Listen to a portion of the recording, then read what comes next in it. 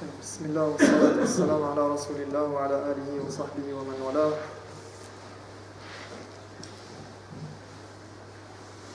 أما بعد، يقول المؤلف ويتكلم عن فضول المخالطة. L'auteur nous parle donc de cette fréquentation superflue et inutile, la fréquentation des gens, le rapport du mu'min et du musulman à l'autre. D'accord ? Ce besoin ou cette tendance des gens à se fréquenter les uns les autres, et qui est une chose naturelle chez l'homme, puisqu'il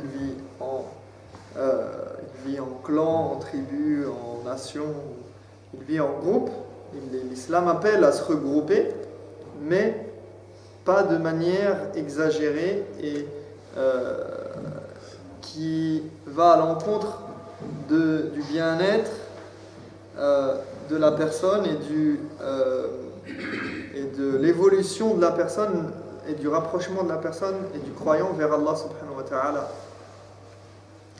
Et donc on était dans ce contexte de fudul al-mukhalata, de fréquentation superflue et inutile. Il nous dit وَهَذِهِ الْخُلْطَةُ الَّتِي تَكُونُ عَلَى نَوْعِ مَوَدَّةٍ فِي الدُّنْيَا. On avait terminé là-dessus la dernière fois. وَقَضَاءِ وَطَرِ بَعْضِهِمْ مِنْ بَعْضٍ تَنْقَلِبُ إِذَا حَقَّتِ الْحَقَائِقُ عَدَاوَةً وَيَعَضُّ الْمُخْلِطُ عَلَيْهَا يَدَيْهِ نَدَمًا. Il nous dit cette amitié basée sur une forme d'affection sur terre et d'un intérêt réciproque se transformera le jour où les vérités seront dévoilées en inimitié pure et simple, et celui qui fréquentait trop les autres s'en mordra les doigts. كما قال تعالى ويوم يعض الظالم على يديه. Et il nous cite un verset du Coran. والأصل يعني قال ويوم يعض الظالم على يديه. يعض على قال تعالى يعض على والأصل يعض يديه. الأصل أن الفعل الأصل أن الفعل يعض يتعدى بنفسه لا يحتاج إلى حرف على. لا نقول يعض على شيء، يعض الشيء إشارة إلى شديد ندمه. هذا يشير إلى شدة الندم. يقول يا ليتني اتخذت مع الرسول سبيلا يا ويلتى ليتني لم أتخذ فلانا خليلا لقد أضلني عن الذكر بعد إذ جاءني وكان الإنسان خذولا. Comme le dit Allah subhanahu wa ta'ala, c'est le jour où l'injuste se mordra les doigts en s'écriant « Plût à Dieu que j'eusse suivi la voie du messager, malheur à moi si seulement je n'avais pas pris un tel pour ami, il m'a détourné du rappel divin après qu'il me fut parvenu. » Donc là, il parle de quoi ? Il parle du fait que il y a des fréquentations sur terre et des amitiés qui se créent et qui se forment sur terre en fonction d'intérêts divers. Sauf que maintenant il met en opposition cette amitié et ce lien sur terre par rapport au jour du jugement. Et au jour du jugement, eh bien, toute amitié ne sera pas forcément bonne et n'aura pas forcément, comme il le dit ici, il y a le jour où certains se mordront les doigts, et ici j'ai dit qu'en arabe il y a une formulation qui est particulière, qui insiste sur un vrai regret. C'est vraiment s'en mordre les doigts, comme en français d'ailleurs, mais encore, c'est encore plus, il y a une emphase dans la construction en arabe. Et donc la personne s'en mordra les doigts et elle dira mince, si seulement je n'avais pas pris cette personne, je n'avais pas fréquenté cette personne, ou je n'avais pas eu cette personne comme amie qui m'a détourné du rappel, qui m'a détourné du zikr, qui m'a détourné du rappel divin après qu'il me fut parvenu. Donc détourner soit du zikr parce que j'ai oublié me rappeler d'Allah, mais aussi qui m'a détourné de la parole, dhikr. Dans le Coran, ça désigne le Coran lui-même. D'accord? Et ba'da idh ja'ani, ja'ani dhikr wal ahkam wal awamir wal nawahi. D'accord? Il m'a fait me détourner de choses importantes et il m'a fait détourner des règles de l'islam. Et donc ici, cette amitié et cette fréquentation qui nous paraît essentielle parfois et vers laquelle on accourt et on va toujours vers cette fréquentation, la preuve en est, c'est aujourd'hui les WhatsApp et les Facebook et les réseaux sociaux, on va tous vers la fréquentation des autres, on se sent vite seul. On a besoin d'aller chercher l'autre, d'aller vers les autres, de savoir ce que disent les autres, qu'est-ce qui se passe chez les autres. Et donc ici, ce besoin, eh bien parfois il est néfaste pour le croyant. Et c'est comme si cette fréquentation, parfois elle devient, on lui vole quelque chose. C'est comme si, imaginez quelqu'un à qui on vole de l'argent, comment il regrette. Quand il a fréquenté quelqu'un, on lui a volé quelque chose. Il va dire, ah mince, pourquoi j'étais avec cette personne? Et bien là, que dire de celui à qui on a volé quelque chose de bien plus précieux que ses biens, son argent? On lui a volé quoi? On lui a volé sa vie. On lui a volé son temps, qui est précieux. Un moment où il pouvait se ressourcer, un moment où il pouvait évoquer Allah, le glorifier, apprendre, un moment où tu peux apprendre ta religion. Un moment où tu peux te rapprocher de ton Seigneur, faire des ibadat, faire une bonne action. وقال تعالى الأخلاء يومئذ بعضهم لبعض عدو إلا المتقين. Ce jour-là, il nous dit, les amis les plus intimes deviendront ennemis les uns des autres. À l'exception de qui? De ceux qui craignent le Seigneur. À l'exception des muttaqin. Donc tous les amis seront ennemis au jour du jugement. Sauf les pieux. Pourquoi les pieux sont une exception à cette règle? Parce qu'ils se réunissaient autour de l'amour d'Allah subhanahu wa ta'ala sur terre. Mais tout autre lien sera sans consistance et inutile au jour du jugement. وقال خليله إبراهيم لقومه إنما اتخذتم من دون الله أوثانا مودة بينكم في الحياة الدنيا ثم يوم القيامة يكفر بعضكم ببعض ويلعن بعضكم بعضا ومأواكم النار وما لكم من ناصرين. Donc ici il cite plusieurs versets qui montrent ce principe d'amitié sur terre ou de forte connexion, d'intérêt commun dans certaines circonstances, qui se transforme au jour du jugement en quelque chose qui n'a plus d'intérêt et plus d'importance. Au contraire, ça devient, comme ici il nous le dit au sujet de... Donc Allah subhanahu wa ta'ala dit encore au sujet de son ami intime Ibrahim et de son peuple, donc Ibrahim s'est adressé à son peuple et il a dit, vous n'avez adopté des idoles en dehors de Dieu que pour consolider entre vous l'amour qui vous attache à ce bas monde. Donc vous avez pris cette divinité parce que c'était quelque chose qui vous rapprochait les uns des autres, parce que vous faisiez tous la même chose. Ça vous permettait de vous réunir pour la fête de telle idole, pour faire du commerce, pour faire telle et telle chose. Donc vous aviez un lien à travers ces idoles. Comme vous vous regroupiez autour du match de foot, autour d'aller faire les courses à tel endroit, de faire telle et telle chose. Il y avait un lien entre vous qui était fort, d'aller à tel café, prendre le thé, à la chicha ou je ne sais quoi. Vous vous regroupiez. Voilà. Vous vous regroupiez autour d'idoles. Alors ici c'est les idoles, mais de l'époque du peuple d'Ibrahim alayhi salam, mais ça peut se transposer à beaucoup d'autres choses, sans que ce soit forcément des idoles, mais même ça peut devenir parfois des idoles. D'accord? Pour consolider entre vous l'amour qui vous attache à ce monde, à ce bas monde. Mais le jour de la résurrection, vous vous renierez et vous vous maudirez les uns les autres. Il y aura cette yakfuru ba'dukum ba'da li ba'd wa yal'anu ba'dukum ba'da. Donc, chacun va se renvoyer la pierre. Et les uns vont maudire les autres et chacun va renvoyer la faute sur l'autre. Et il dit, et sans pouvoir bénéficier d'aucun secours, vous aurez l'enfer pour dernière demeure.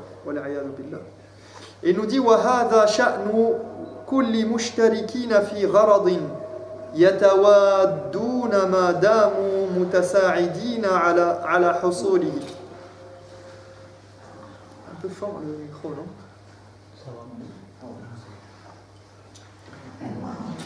Et il en est ainsi pour tous ceux qui ont un intérêt en commun. Ils créent des liens d'affection tant qu'ils s'entraident à concrétiser ce qui est dans leur intérêt. Donc dès que l'intérêt commun disparaît, l'amour s'estompe. Mais si c'est l'amour d'Allah, bien sûr, qui réunit les gens, eh bien le lien restera tant que la piété sera là. فَإِذَا انْقَطَعَ ذَلِكَ الْغَرَضُ أَعْقَبَ نَدَامَةً وَحُزْنًا وَأَلَمًا وانقلبت تلك المودة بغضا ولعنة وذما من بعضهم لبعض لما انقلب ذلك الغرض حزنا وعذابا كما يشاهد في هذه الدار من أحوال المشتركين في جريمة إذا أخذوا وعوقبوا فكل متساعدين على باطل متوادين عليه لا بد أن تنقلب مودتهما بغضا وعداوة. Mais dès lors que ce but n'est plus, ce but commun, dès lors qu'il n'est plus, cela n'est plus que regret, tristesse et douleur.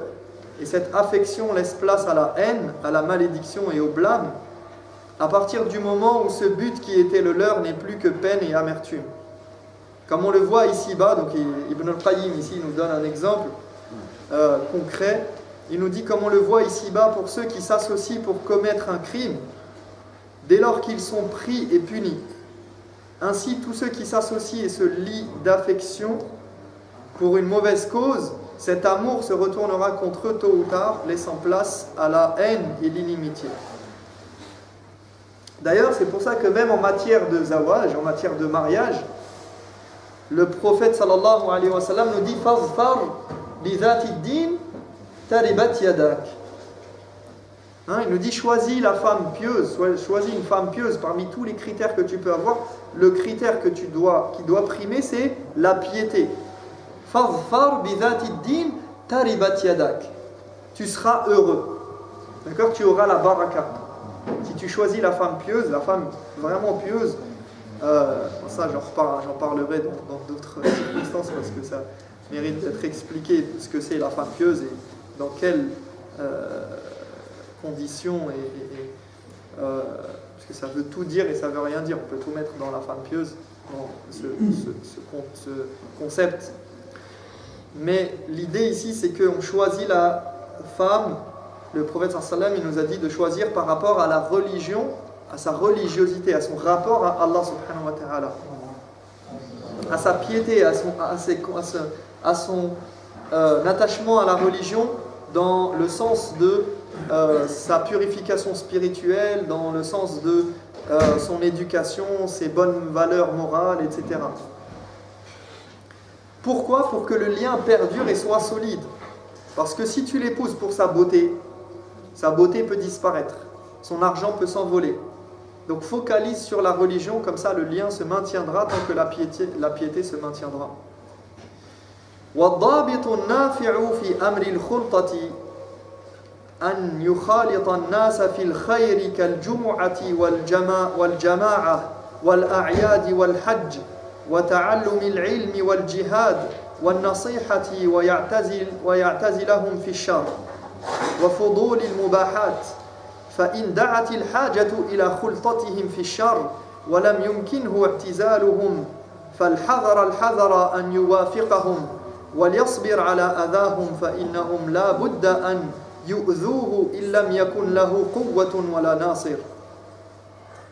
Alors ici, il nous donne une règle générale sur la fréquentation des gens. Qu'est-ce qui doit être notre référence pour fréquenter les gens ou non, pour se mélanger à eux et les côtoyer ou non. Il nous dit l'idée générale et le critère de référence pour se mélanger est le suivant. Et ça c'est important parce qu'il est toujours bon d'avoir un point de référence dans tout ce qu'on fait. Surtout qu'on est tous amenés quotidiennement à fréquenter les uns et les autres. Donc, on est obligé dans notre... que ce soit au travail, la famille, les gens autour de nous, les voisins, on est obligé de... C'est comme ça, on ne peut pas faire autrement que de fréquenter les autres. Quel est le critère important pour savoir différencier les choses? Et il nous dit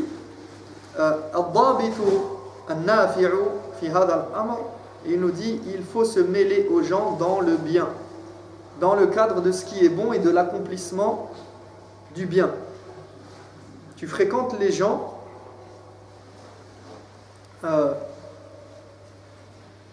pour l'accomplissement du bien, et cette fréquentation et cette rencontre doit être une chose louable.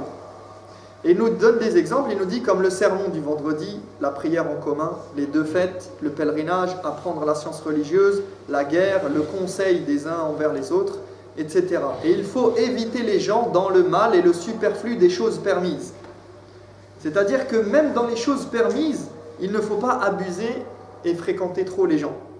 C'est-à-dire, si quelqu'un nous rappelle à l'ordre ou nous donne une exhortation par rapport à ça, il ne faut pas lui rétorquer oui mais ça c'est pas haram. Et comme je disais tout à l'heure, on voit souvent la religion comme haram ou halal et on s'arrête à là. Non, la religion c'est aussi des bonnes manières de se comporter, des akhlaq, des valeurs qui sont pas seulement régies par c'est interdit ou c'est permis. D'accord? Et donc ici, même dans les choses permises, ici on nous parle de fudul al-mubahat, du superflu dans les choses permises. Donc il ne faut pas abuser la fréquentation, que ce soit en nombre de fois ou aussi en durée. Par exemple, si tu vas fréquenter, c'est pas interdit d'aller fréquenter tes amis ou la famille ou des voisins, mais si tu me dis j'y vais tous les jours, 3 heures par jour, je peux te dire là tu exagères. Qu'est-ce que tu vas faire? Tu vas perdre ton temps dans des polémiques, dans même si tu me dis non mais on fait rien de mal. D'accord? On va dire à la base. Quand on va te dire ne va pas fréquenter tout le temps. Parce que plus l'assise dure et se répète, plus elle risque de dévier.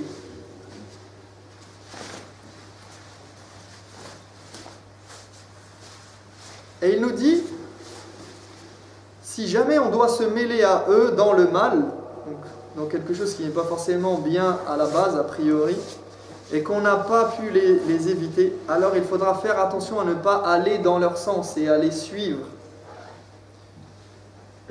C'est-à-dire que si tu les fréquentes dans quelque chose qui n'est pas forcément une bonne chose, de prime abord, si tu es, bon, ici par exemple, on va dire que, imaginons quelqu'un qui va au marché, par exemple, eh bien on est bien obligé de côtoyer les autres, de nous mêler à eux. Et on ne peut pas ne pas faire nos courses.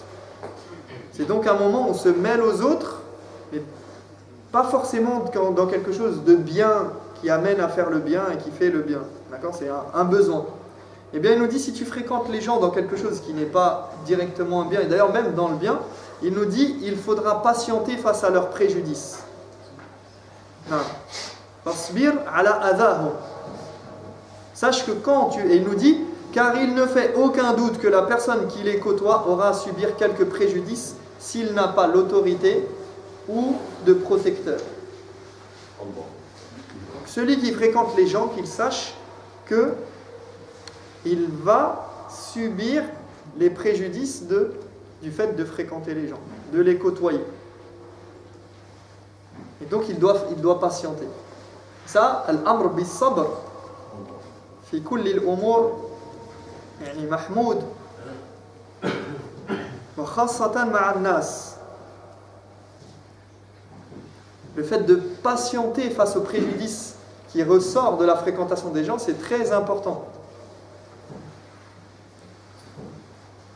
Et il nous dit walakin adhan ya'qubuhu 'izzun wa mahabbatun lahu wa ta'zimun wa thana'un 'alayhi minhum wa min al-mu'minin wa min rabbil 'alamin. Cependant, il nous dit s'il patiente face à ce préjudice, il en retirera de la fierté, de l'amour et de l'honneur. Il sera encensé par les autres, par les croyants et par son Seigneur, par le Seigneur des mondes. Parce que celui qui est obligé de se mêler aux autres, alors qu'ils ne sont pas réunis forcément pour le bien, mais qui ne participent pas à leur mal, c'est-à-dire que s'il est réuni dans un environnement où il n'y a pas forcément, c'est pas une réunion spécialement pour faire le bien, mais qu'il voit des choses qui le déplaisent, des discussions qui lui déplaisent.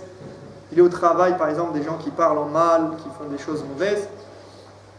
Eh bien, si lui, il se retire et il arrive à ne pas participer juste par le fait qu'il est avec eux, c'est-à-dire que souvent, le fait d'être avec des gens, eh bien, on se sent forcé de participer à leurs discussions, à leurs vices, à leurs rigolades, d'accord, on se dit, je ne vais pas faire bande à part. Donc il nous dit, s'il arrive à ne pas participer à leur mal et qu'il s'en tient à ses valeurs et persiste dans la droiture, eh bien il sera vu comme quelqu'un d'exemplaire, malgré tout. D'accord, de quelqu'un de probe, quelqu'un de droit qui a des principes. Et il dit, et d'ailleurs même yudrabu bihil mathal, c'est-à-dire que des gens, bien sûr il y a toujours des injustes, et il y a toujours des gens qui vont dire pourquoi il fait bande à part et il ne veut pas être comme nous, etc. Mais malgré tout, si on les interroge, ils diront mais quand même il a des principes, mais quand même lui c'est quelqu'un de droit, lui il ne boit pas de l'alcool, lui il ne fume pas, lui il ne fait pas telle chose, il ne parle pas en mal sur les gens, hein? Et si on leur demandait, ils diraient mon fils, je veux que tu sois comme lui, ne sois pas comme moi. C'est vrai ou pas? وَمُوَافَقَتُهُمْ يَعْقُوبُهَا ذُلٌّ وَبُغْضٌ لَهُ وَمَقْتٌ وَذَمٌ مِّنْهُمْ وَمِنَ الْمُؤْمِنِينَ وَمِنْ رَبِّ الْعَالَمِينَ. Il dit, or quand on les imite, le fait de les imiter et de se mettre en accord avec eux, il dit on en retire qu'avilissement, hostilité, animosité et blâme, autant de leur part que des croyants et du Seigneur des mondes. Et vous voyez la différence entre les deux situations, le fait de s'écarter ou bien de se conformer à ce qu'ils font, c'est la patience, le fait d'être patient ou de faire preuve de patience ou non, et le fait de rester fidèle à ses valeurs et à ses positions. فَالصَّبْرُ عَلَى أَذَاهُمْ خَيْرٌ وَأَحْسَنُ عَاقِبَةً وَأَحْمَدُ مَآلًا. Il nous dit la patience face à leurs préjudices est donc bien mieux et donne de meilleurs fruits et une issue bien plus louable. La patience, elle est toujours récompensée. Et ce qui en suit est toujours une bonne chose. Bi'idhnillahi ta'ala. Et je vais terminer sur cette parole. Inni ra'aytu wa fil ayyami tajribatun lis-sabri 'aqibatan mahmudatan al-athari. Wa nas'alu Allah tabaraka wa ta'ala an yahdiyana lima yuhibbu wa yarda. Allahu ta'ala a'lam wa ahkam. Wa sallallahu ala nabiyyina Muhammad wa ala alihi wa sahbihi wa sallam ajma'in. Barakallahu fikum.